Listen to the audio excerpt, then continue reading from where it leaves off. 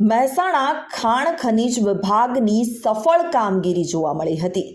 અધિકારી પ્રતિક શાહની સૂચનાથી special drive કરવામાં આવી હતી। મહેસાણા ખાણ ખનીજ અધિકારી પ્રતિક શાહ અને ટીમે મહેસાણા બાયપાસ રોડ પર રેતી ભરેલા ડમ્પર ઝડપી પાડ્યા હતા।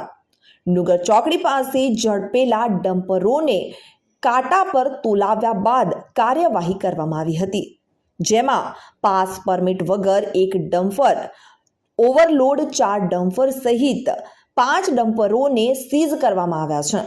કુલ મુદ્દામાલ 1 કરોડ 20 લાખ જેટલો જપ્ત કરી લેવામાં આવ્યો છે।